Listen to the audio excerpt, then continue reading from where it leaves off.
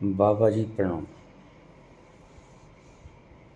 ऐसा क्या है वो जो इतना विशाल होते हुए भी अकड़ नहीं करता?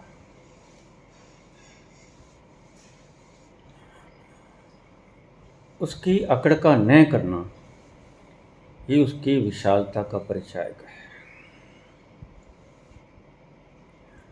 जो पेड़ जितना आसमान की ऊंचाइयों को छूता है, देख लेना उसकी जड़ें भी उतनी ही गहरी पाताल तक होती हैं। इधर तने छुएंगे आकाश को, उधर जड़ें छुएंगी पाताल को। यही विराटता की निशानी है।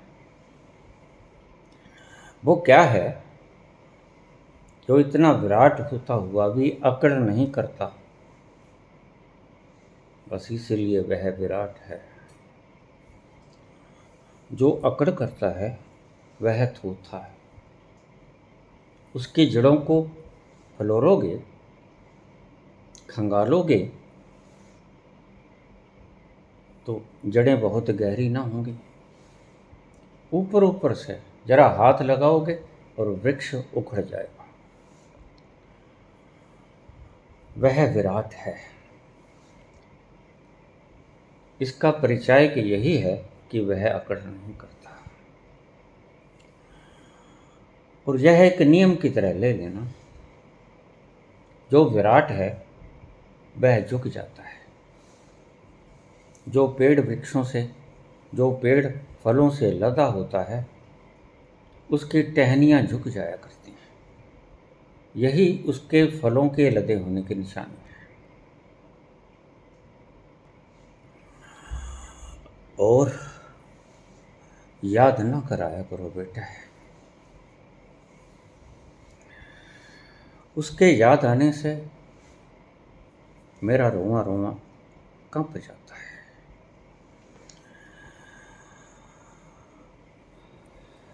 ना जाओ सैया छुड़ा के बैया, कसम तुम्हारी मैं रो पड़ूंगी, रो पड़ूंगी। ना जाओ सैया छुड़ा के बैया, कसम तुम्हारी मैं रो पड़ूंगी, मैं रो पड़ूंगी।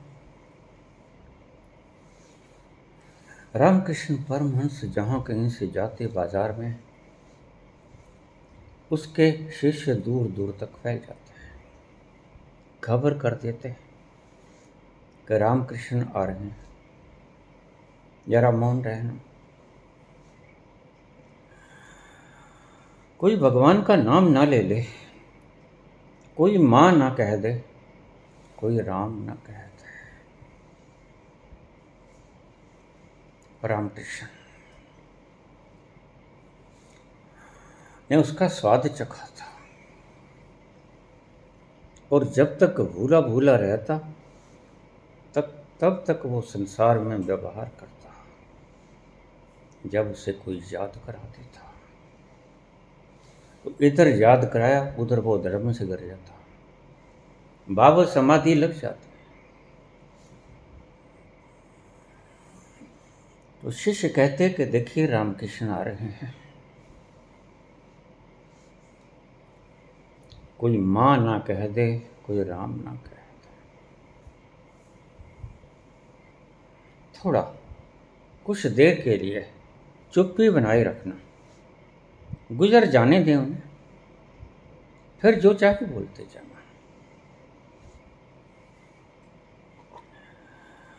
याद मत कराया करो, क्योंकि याद आ जाता है। याद आ जाता है तो पुराने घाव हरे हो जाते हैं,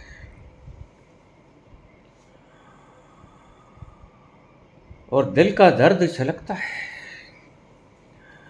ना जाओ सैया छुड़ा के भैया कसम तुम्हारी मैं रो पड़ूंगी, रो पड़ूं। वह विराट है, बिल्कुल विराट है, लेकिन याद कराया करो। मुझे वो याद आ जाता है, अपना फैलाव। तुम्हारे याद कराने से मुझे मेरी खुद ही याद आ जाती है। इसलिए प्रश्न पूछना हो तो थोड़ा सा ऐसे शब्दों का इस्तेमाल न किया करो।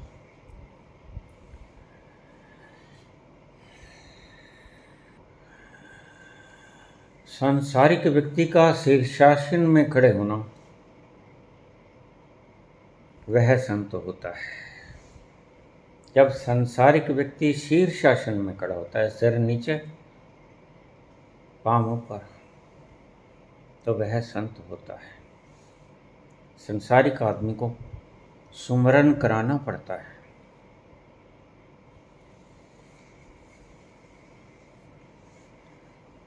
उसे इंस्पिरेशन देनी होती है कि याद करो मैं कौन। लेकिन अगर संत को याद करा दिया जाए तो बड़ी मुसीबत आड़े आती है। संत को याद आया कि वह उन दिनों में खो जाता है। दिन जो पखेरु होते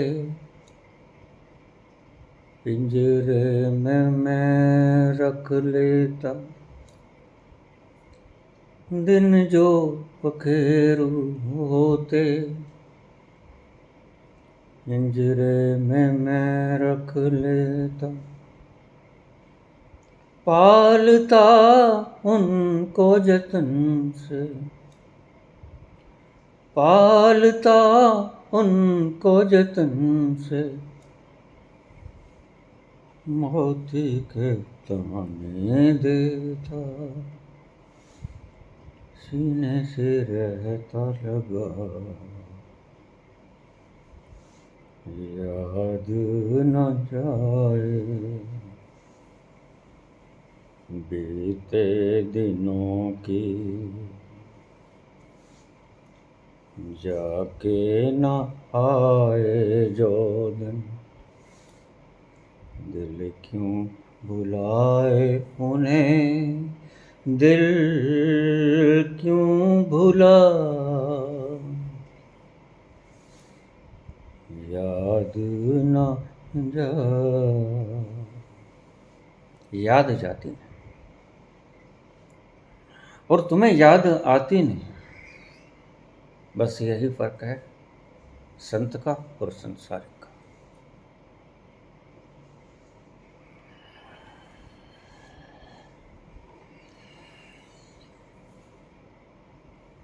सारी उम्र तुम कमाते हो। अब एक बड़ा सुंदर प्रश्न आया है। रतन टाटा भी स्वर्गवासी है।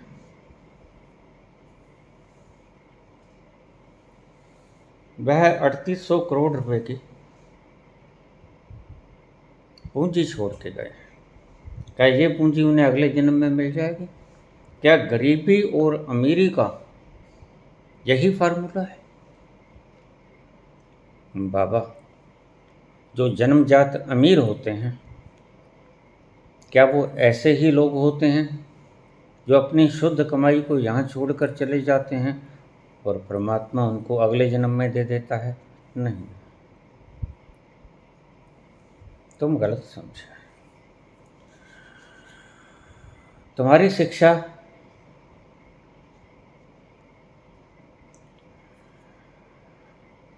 तुम्हारा ओहदा, तुम्हारी कला, डिग्री, धन, सुंदरता, स्वस्थता, जाति पाति, शास्त्र ज्ञान, ये सब तुम्हारे साथ नहीं जाता। यहीं रह जाता है। ये पंडितों के बनाए हुए ढकोसले कि पिछले जन्म में यह छोड़ के गया था। रतन टाटा 3800 करोड़ रुपए की पूंजी छोड़ के गए हैं, बड़ी मेहनत से कमाई। तब अगले जन्म में इनको मिल जाएगी, जाता कहीं कुछ नहीं। तुम्हारी मेहनत का फल तुम्हें मिल जाता है, ये गलत कहते हैं। सब कुछ नहीं मिलता है अगले जीवन में।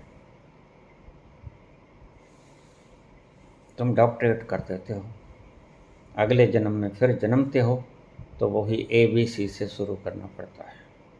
कहाँ गया साथ?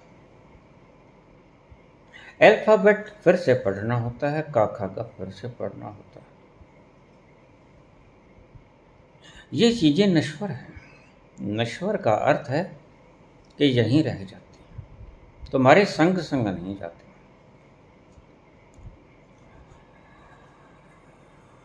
तो साथ क्या जाता है?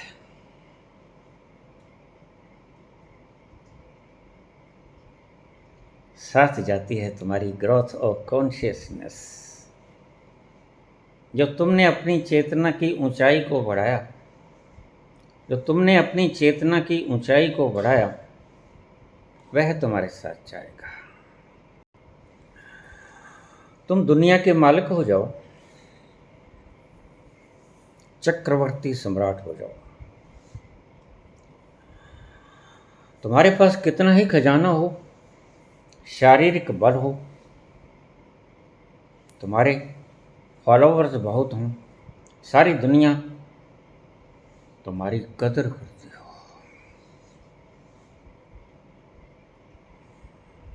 पहाड़ों जितने ऊंचे धन धान्य के खजाने हों, सभी लोग तुम्हें सम्मान देते हैं।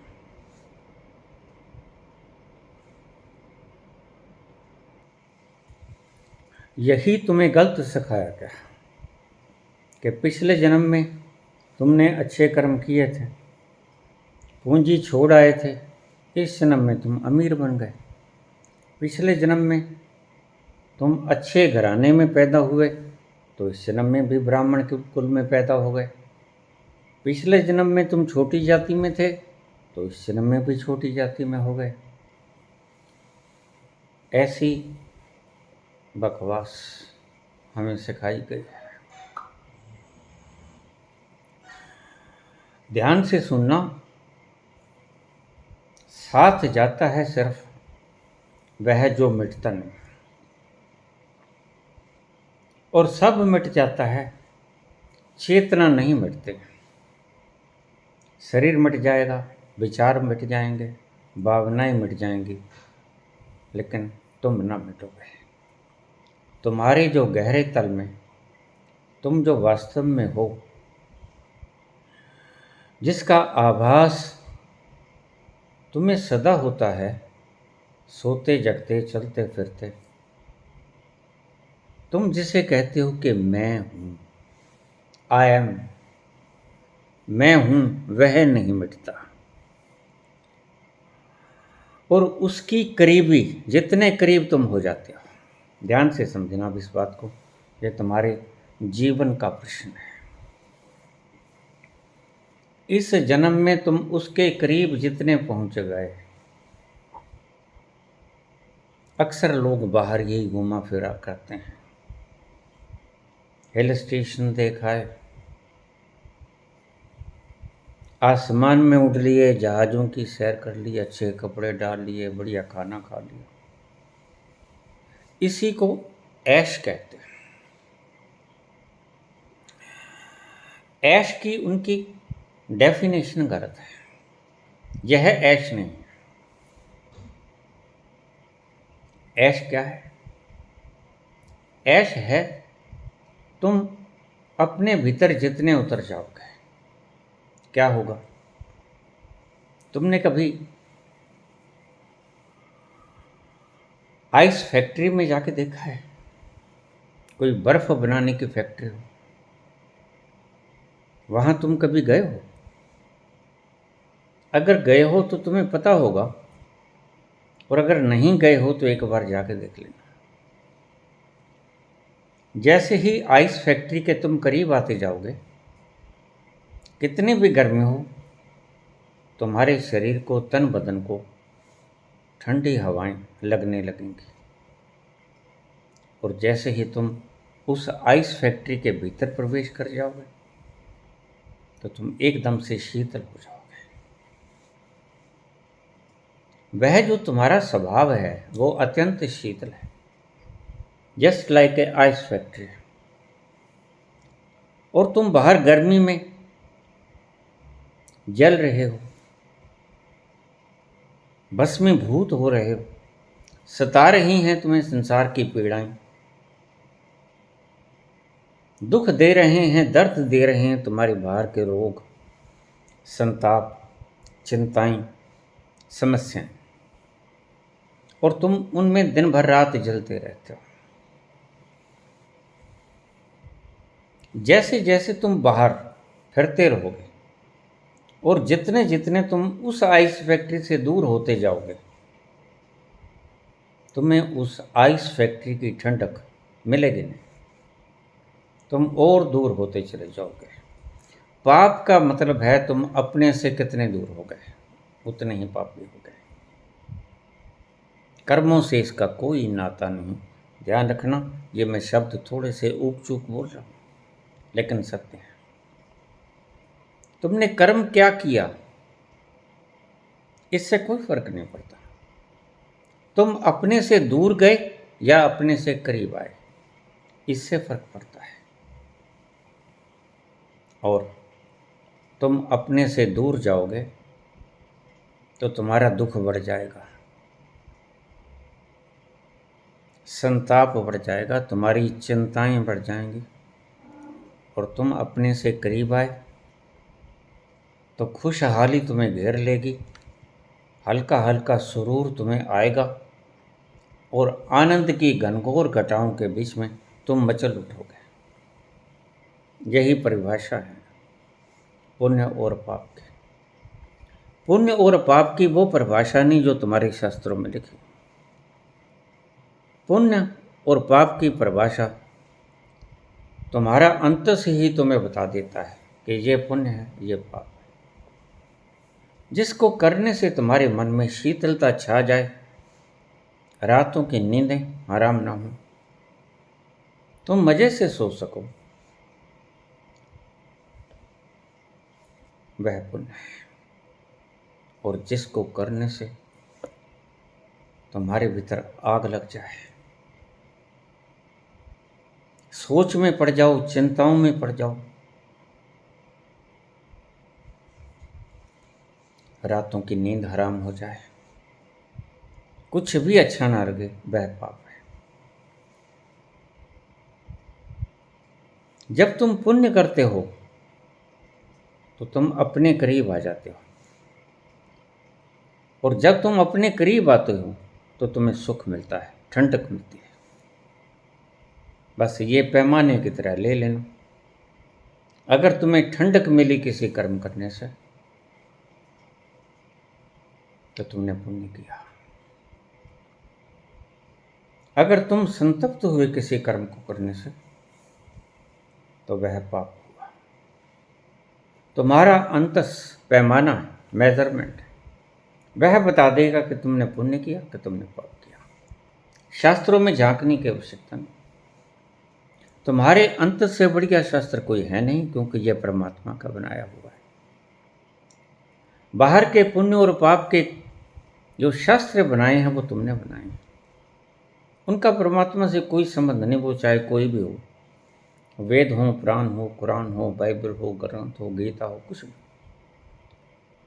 उनका पुण्य और पाप से कोई संबंध नहीं।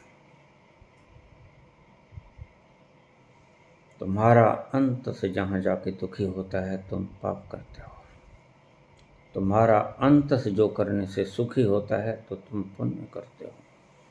बस ये सीधी सी परिभाषा याद कर लेना।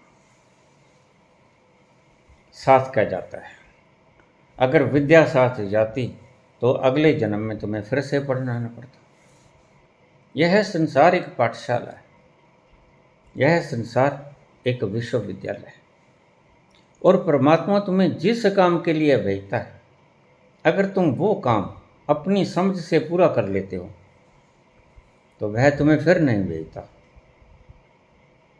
अगर तुम उस कक्षा में फेल होते हो, उस विश्वविद्यालय की कक्षाओं को पास नहीं कर पाते, तो वह फिर से तुम्हें यहाँ भेजता है कि जाओ, चूक गए, अब की फिर चूक गए, अब की फिर चूक गए।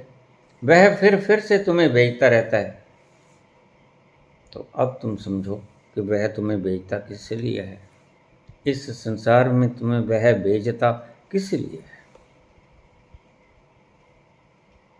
जब तुम गहराई से समझोगे तो तुम्हें पता चल जाएगा।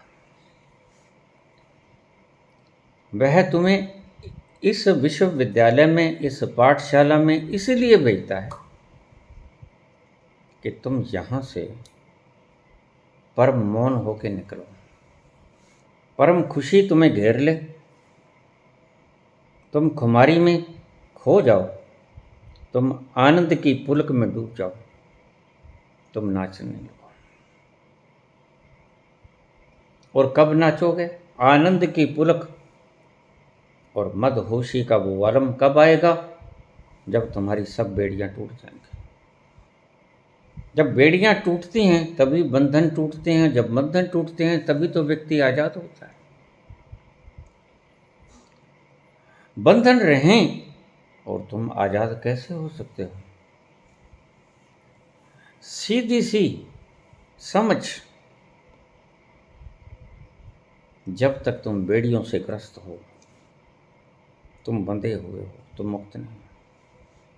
जब तुम्हारी बेड़ियां टूट गई तुम मुक्त हुए, और जब तुम मुक्त हुए तो परमात्मा फिर से तुम्हें संसार में नहीं भेजता। वह तब तक भेजेगा जब तक कि तुम इन कक्षाओं को पास करके, इस विश्वविद्यालय का पूरा कोर्स पास करके उसके पास नहीं जाते। और कब पास करोगे इस विश्वविद्यालय को? कितना भी पढ़ लो, कबीर की तरह बिल्कुल अनपढ़ रह लो, नानक की तरह पाठशाला जाओ लेकिन वापस आ जाओ, पढ़ाई से इसका कोई मतलब नहीं। कोई डिग्री नहीं है, न कबीर के पास, न गुरु नानक देव के पास, न मीरा के पास, न चैतन्य के पास, न शंकर के पास। कोई विश्वविद्यालय का कागज नहीं, कोई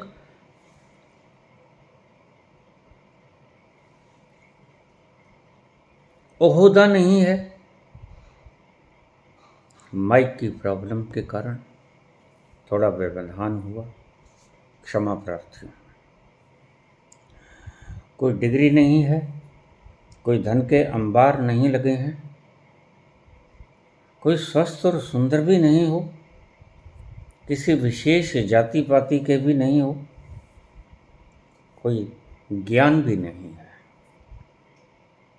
तुम्हारे न्यूरॉन्स सूचनाओं से भरे भी नहीं हुए हैं, तो क्या है तुम्हारे पास? जो तुम सीख के जाते हो सूचनाएं, वे तुम्हारे साथ नहीं जाती। प्रमाण है कि तुम्हें फिर से सीखना पड़ता है।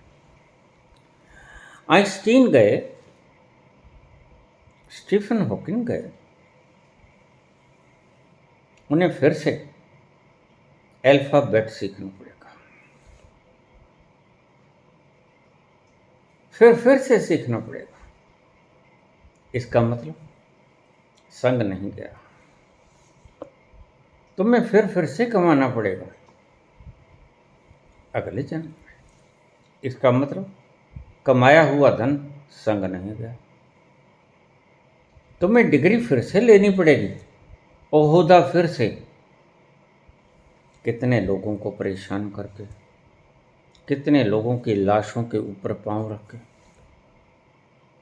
तुम उनकी स्टेयर्स बना के, पूड़ियां बनाकर ऊपर चढ़ते हो। ये पाप तुम्हें फिर से करने पड़ेंगे, और फिर तुम्हें मिलेंगे ऊंचे ओहदे। रात भर जागोगे कंपटीशन के लिए तो कहीं पास कर पाओगे यूपीएस से। फिर वही कंपटीशन। फिर वही, फिर वही शाम, वही गम, वही तन्हाई है, फिर वही शाम। फिर से मेहनत करोगे। अगर वो तुम्हारे साथ जाता तो फिर से तुम्हें मेहनत क्यों करनी पड़ती। एक चीज है जो तुमने कमाई वो तुम्हारे संग जाती है और वो घटती नहीं। जो लोग कहते हैं कि कॉन्शियसनेस घट जाती है उन्हें इल्म नहीं है। मैंने कुछ संत ऐसे कहते सुने, लेकिन नहीं। जो व्यक्ति जिस कॉन्शियसनेस लेवल पे आ गया, जिसने विश्वविद्यालय को पास कर लिया, वो फिर से पहली कक्षा में नहीं बैठता। मैं बहुत बार कहा।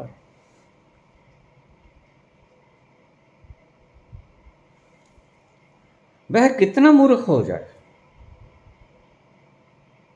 उसने विश्वविद्यालय की डिग्री ली, वह नहीं गंवा सकता। अगर पागल हो जाएगा तो वह उसकी मर्ज है, वह उसकी बीमारी। लेकिन जो डिग्री उसने हासिल कर ली वो तो उसके पास पड़ी है।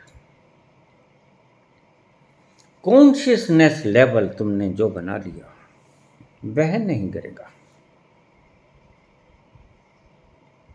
हमारे सनातन धर्म में शास्त्रों में लिखा है, तुम बैल बनोगे, तुम सूअर बनोगे, तुम कुत्ते बनोगे, तुम गधे बनोगे, तुम घोड़े बनोगे, हाथी बनोगे। नहीं, ये कॉन्शियसनेस के एवोल्यूशन को ठीक से समझे नहीं लोग, जो ऐसी घटिया बातें करते हैं, मूर्खता भरी बातें करते हैं। जिसको एक बार मानव का जामा मिल गया, अब ध्यान रखना फर्क कहाँ पड़ता है। तुम्हारे संत कहते हैं कि अगर बुरा करोगे तो सूअर की जोनी में जाओगे, गधे की जोनी में जाओगे, अलग अलग जोनियों में जाओगे। अगर पुण्य करोगे तो देवताओं की जोनियों में जाओगे। नहीं, गलत है। कॉन्शियसनेस लेवल घटता नहीं, और सब चीजें तुम्हारे साथ नहीं जाती, वह तो पहले ही घट जाती हैं। तुम मरे और तुम्हारी क्वालिफिकेशन गई। तुम मरे और तुम्हें लकड़ियों में छीन दिया जाएगा। तुम चाहे प्राइम मिनिस्टर हो, चाहे तुम संसार के सिकंदर हो, चाहे मुसोलिनी हो, चाहे हिटलर हो, चाहे शंकराचार्य हो। जो तुमने कमाया, जो तुमने सूचनाएं एकत्रित की, वह जिसके भीतर सूचनाएं संग्रहित थीं, मस्तिष्क जला दिया जाएगा। यहाँ एल्बर्ट आइंस्टीन का मस्तिष्क अब तक संरक्षित रखा गया है, वह जलाया नहीं। तो सूचनाएं एल्बर्ट आइंस्टीन साथ नहीं लेके गए। सूचनाओं का संग्रह किया हुआ उसका मस्तिष्क यहाँ पड़ा, ये जल जाएगा साथ में। तुमने कोई डिग्री ली, मरते ही तुम लुढ़क जाओगे और तुम्हें ओहदे के अनुसार तोपों की सलामी दे दी जाएगी। संग कुछ नहीं जाता, और जो संग नहीं जाता उसका कमाना भी व्यर्थ है। ध्यान से समझना मेरी बात को। जो संग नहीं जाता उसका कमाना भी व्यर्थ है। काहे कमाया? गुजर बसर के लिए, जरूरत के लिए इकट्ठा करना बिल्कुल ठीक है। अपरिग्रह शब्द का अर्थ ये नहीं है कि सब कुछ छोड़ दो। एक मायने में ये अर्थ है, लेकिन दूसरे मायने में सही अर्थ उसका ये है कि जरूरत से ज्यादा जोड़ो मत। जैसे हज़रत मोहम्मद शाम को सब कुछ बांट देते थे। बस ज़रूरत ख़त्म हुई आज की, कल सुबह उठ जाएंगे तो वह दाता और दे देगा। और सुबह रोज़ मिल जाता था उसको, और उसने नहीं दिया तो भूखे रह लेंगे। ऐसी अगर तुम्हारी मानसिक समझ हो तो किसी भी परिस्थिति में तुम दुखी नहीं हो। वह भूखा रखे तो भूखे रह लेंगे, वह तृप्त रखे तो तृप्त रह लेंगे, रोगी रखे तो रोगी रह लेंगे, स्वस्थ रखे स्वस्थ रह लेंगे, राजा बनाए राजा रह लेंगे, भिखमंगा बनाए भिखमंगा बन लेंगे। ऐसी मानसिकता रखने वाला व्यक्ति कभी दुखी नहीं होता। तो जो लोग मुझसे पूछते हैं बाबा सुखी कैसे रहें, वो इस शब्द को एक पैमाने की तरह बांध लें। वह जैसा रखता है वैसे रहो। जो तुद पावे स्वयं पलिकार, बस जो तुझे अच्छा लगता है वो कर, और मैं उसमें संतुष्ट हूं, वास्तव में संतुष्ट हूं। ये सब साथ नहीं जाती। अगर रतन टाटा चले गए तो 3800 करोड़ साथ नहीं लेके गए। चेतना तुम्हारे साथ जाती है, चेतना का ग्रो अप होना तुम्हारे साथ जाता है। चेतना का ग्रो अप होना क्या है, यही तो तुम समझ नहीं पाए, इसलिए बहस होती है रोज। चेतना का ग्रो अप होना यह है कि तुम अपने करीब कितने पहुंच गए, कितना कूड़ा करकट बाकी है अभी, उसे संस्कार कहते हैं। वह हमारे संग चलता है। मैंने बहुत बार आपसे कहा कि आत्मा जन्म नहीं लेती और आत्मा मरती नहीं। तो फिर कौन मरता, कौन मरता, कौन जन्म लेता? आत्मा जन्म नहीं लेती, आत्मा मरती नहीं। तो जन्म कौन लेता? जन्म लेता सूक्ष्म शरीर, जो हमने अपने कर्म इकट्ठे किए और वो हमें भुगतने पड़ेंगे। और हमें कुछ नहीं भुगतना पड़ेगा, हमें हमारे कर्म जो किए उसके फल भुगतने पड़ेंगे। जो बीज हमने बोए उसका वृक्ष बनेगा, उसके फल लगेंगे, वो फल हमें खाने पड़ेंगे। कांटे हैं तो कांटे चुभेंगे, आम बोए हैं तो उसके मीठे फल चूसने पड़ेंगे। इसलिए मैं कहता हूं पुण्य भी वादा है और पाप भी वादा है। कैसे? पाप वादा है कि तुम्हें वो कांटे झेलने पड़ेंगे, और पुण्य वादा है कि तुम्हें वो आम खा के जाना पड़ेगा। यही तो विलक्षणता है अष्टावक्र की। अष्टावक्र कहते हैं कि पुण्य भी तुम्हें बांधता है। कृष्ण भी कहते हैं कि अच्छे कर्म सोने की बेड़ियां हैं, अर्जुन बुरे कर्म लोहे की बेड़ियां हैं। और लोहे की बेड़ियों तो तुम शायद छोड़ने पर तुम्हारा मन भी माने कि लोहे की बेड़ियां हैं, काट दो, लेकिन मुश्किल तो पुण्य पर पड़ती है। पुण्य ज़्यादा गहरा बंधन है। अब समझना मेरी बात को, पुण्य ज़्यादा गहरा बंधन है। क्यों? क्योंकि वो सोने का है, और सोने की संगलों को हम तो जितनी मोटी संगलें होंगी, जंजीरें होंगी गल में, हम तो उसको आभूषण की तरह मानेंगे। हमने तो उसको कभी बेड़ियों की तरह जाना ही नहीं। लेकिन कृष्ण तो यही कहते हैं। लेकिन अष्टावक्र, दत्तात्रेय और शिव तो यही कहते हैं। तो पुण्य कर्म छोड़ना बहुत मुश्किल है। तुम पाप छोड़ दोगे, क्योंकि पाप का संताप तुम्हें रुलाएगा, रातों की नींद खराब करेगा, लेकिन पुण्य तो छोड़ना बहुत मुश्किल है। पुण्य तो ऐसी चेपी है, पुण्य के तो बड़ा अच्छा सा फेविकोल लगा होता है, वह तो ऐसा चिपकता है कि उखाड़ना मुश्किल हो जाता है। पाप के फल के संताप को तो तुम भोगना नहीं चाहते, इसलिए तुम्हारी इच्छा भी होती है कि कैसे इस संताप की आग से बचा जाए। तो लोहे की बेड़ियां तो तुम खुद ही तोड़ने को तत्पर रहते हो, इसलिए आसानी से टूट जाती हैं। लेकिन क्या होगा सोने की बेड़ियों का? सोने की बेड़ियां तो तुम्हें आभूषण की तरह लगेंगी। इसलिए मैं तुमसे कहता हूं कि पाप तो छोड़ना बड़ा आसान है। डाकू किस दिन संत हो जाएगा, लेकिन संत अपने संतत्व से मुक्त हो जाए यह बहुत मुश्किल है। क्योंकि संतप्त की खुशी उसको ऐसा बांधेगी कि उसको छोड़ने का दिल भी नहीं करेगा। तुम्हें मान मिलेगा, सम्मान मिलेगा सब तरफ से। ये कमेंट्स आते हैं, तुम पढ़ा करो। हे भगवान विजय वत्साय नमः, नाम जप होने शुरू हो गए। आप ही हो तारनहारे, आप ही हो मालिक हमारे, आप ही पार करो। इस संतत्व से छूटना सही मुक्ति है। पाप से तो छूट जाओगे,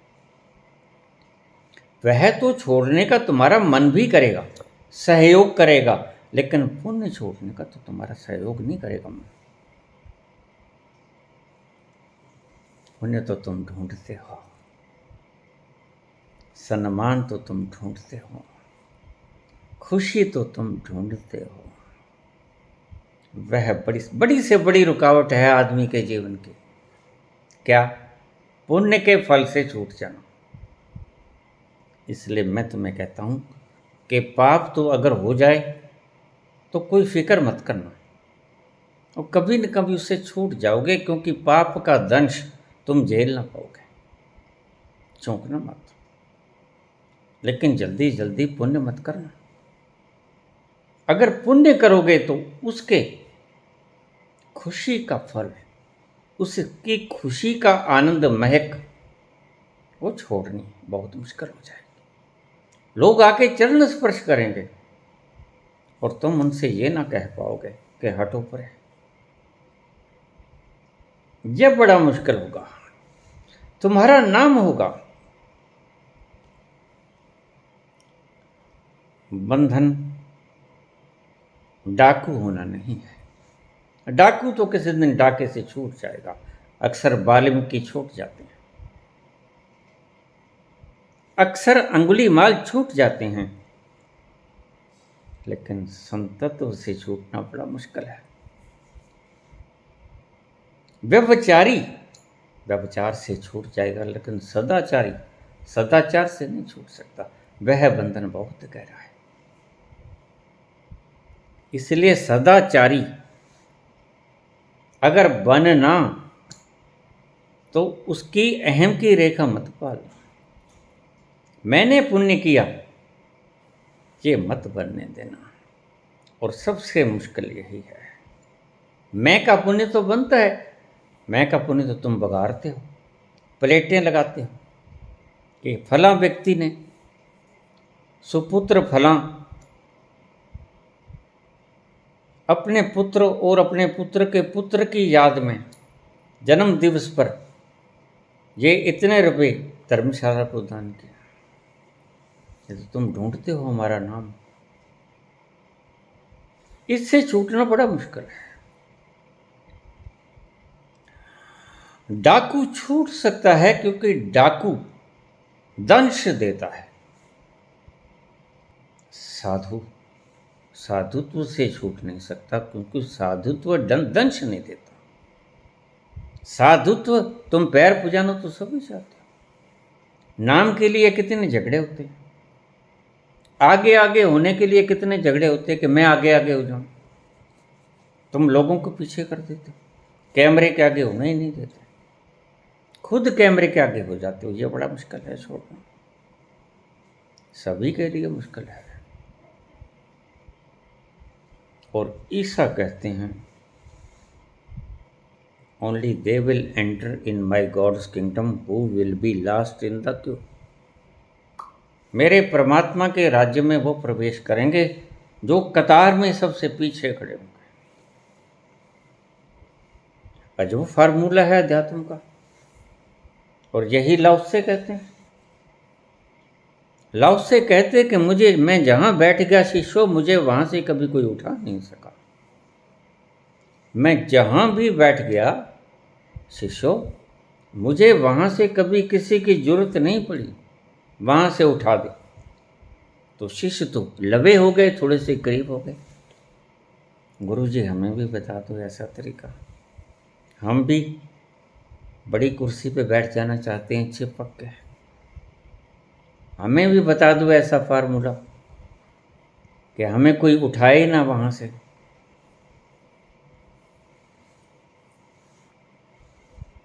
तो लव से कहते हैं कि मैं सदा वहीं बैठ जाता था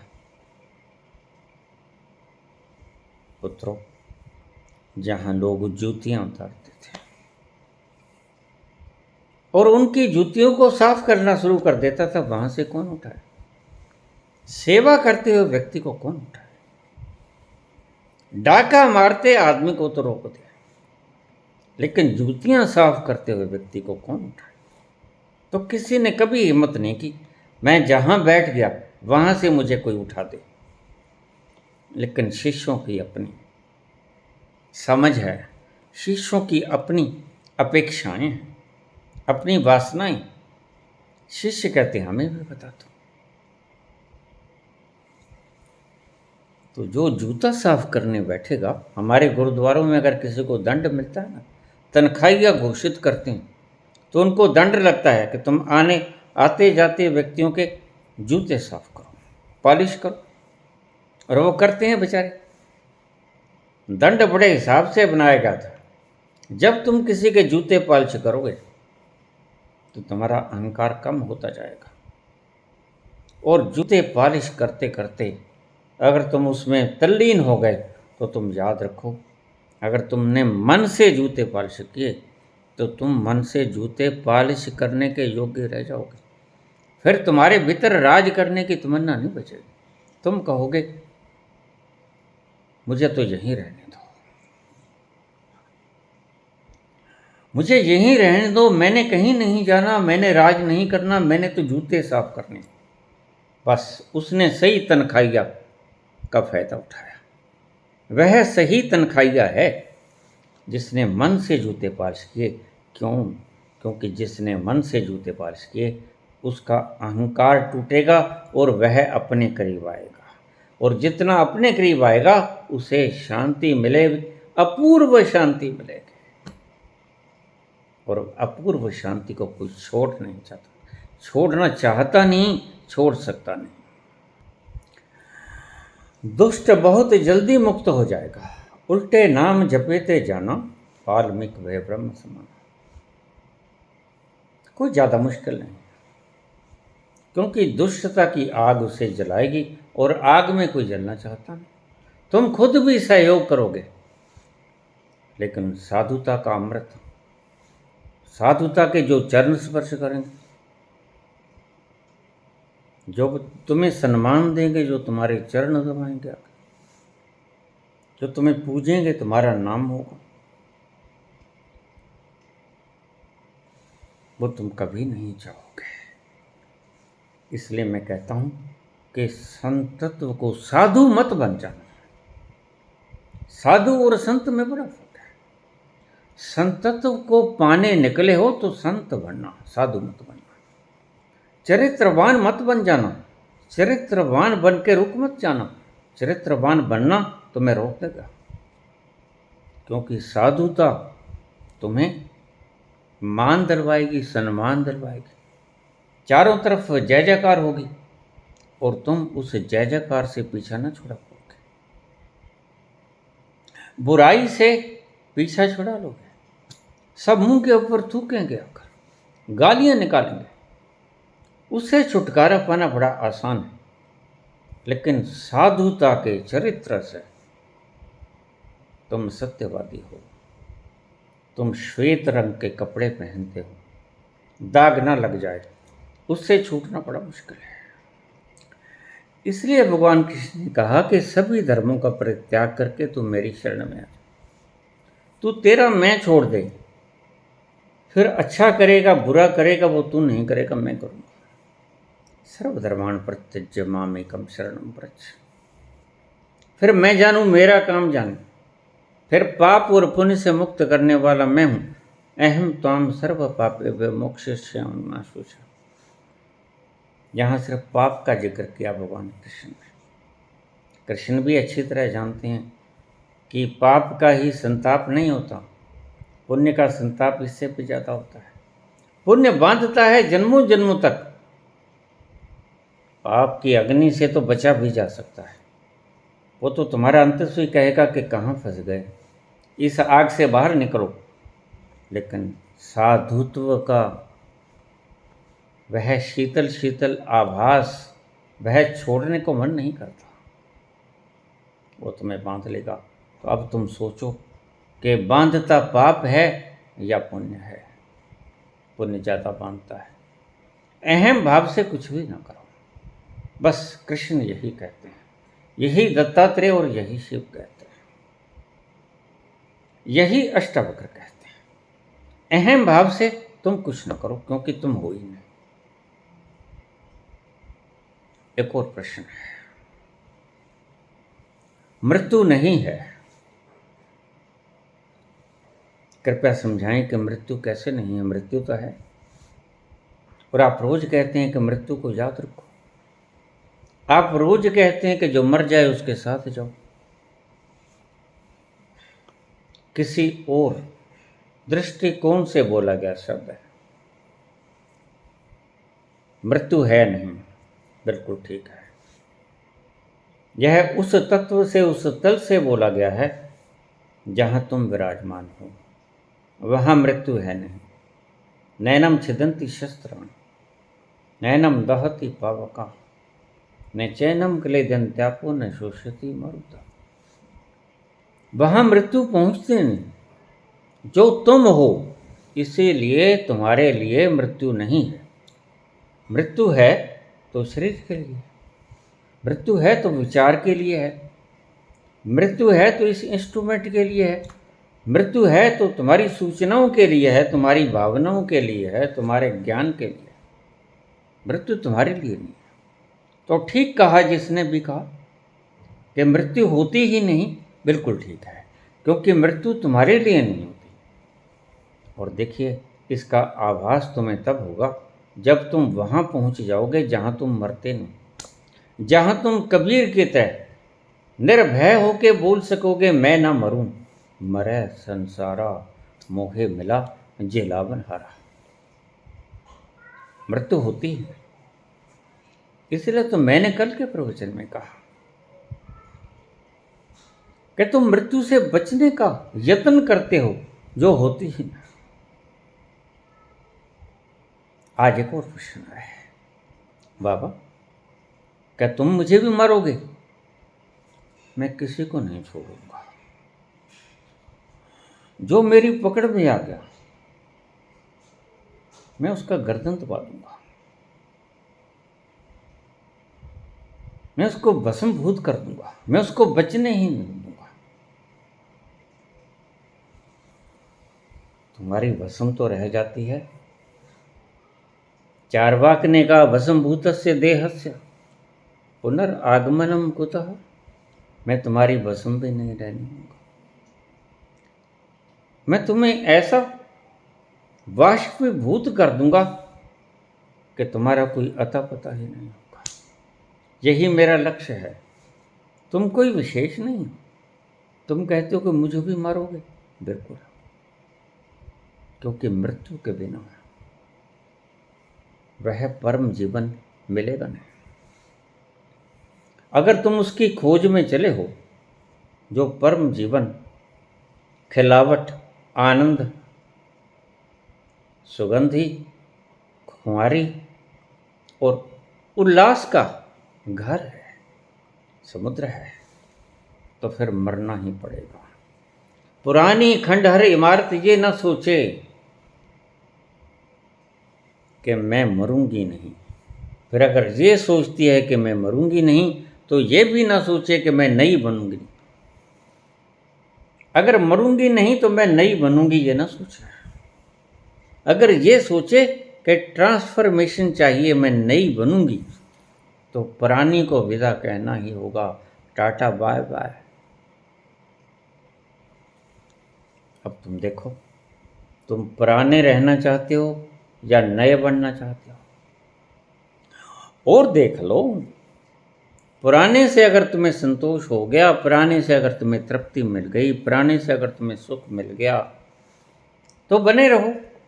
कौन कहता है? तुम खुद ही आते हो भागे भागे, बाबा मैं तो दुखी हूं, दुखी हूं, तो फिर आ जाओ इधर।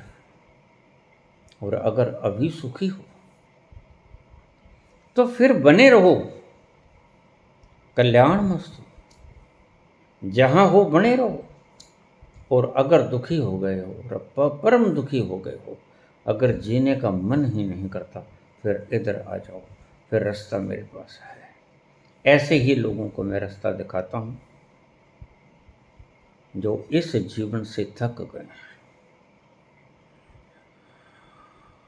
जो पेट तो भर गया है, जरूरतें तो पूरी हो गई हैं, शरीर पर सुंदर वस्त्र और आभूषण भी धारण कर लिए हैं, राजकाज भी भोग लिया है। सुंदर जो तुम कहते थे इस सृष्टि में परमात्मा की संरचना, वो सब भोग लिया है, लेकिन तृप्ति नहीं मिली। वो तृप्ति नहीं मिली जो हमें शांत कर दे। हमारी ज्वालामुखी अभी भी जल रही है।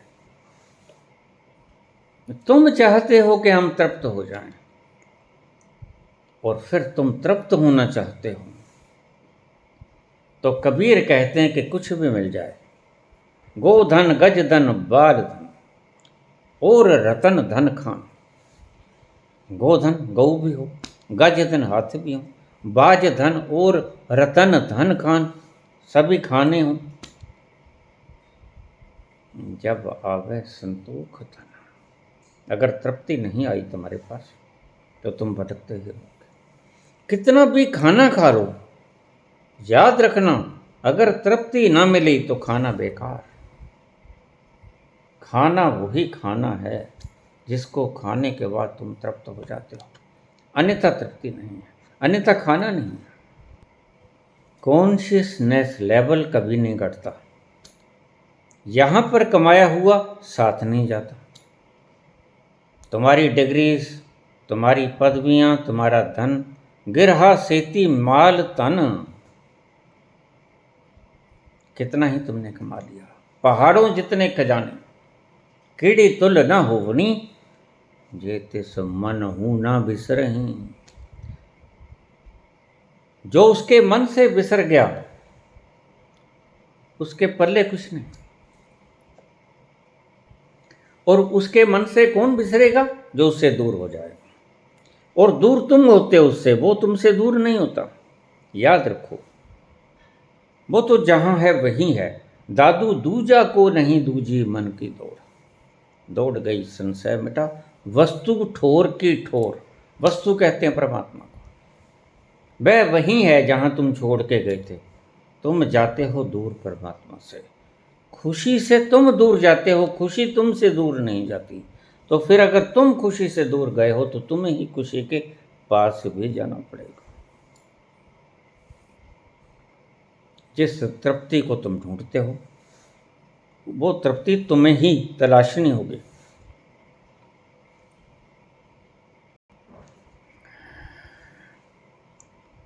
धन्यवाद।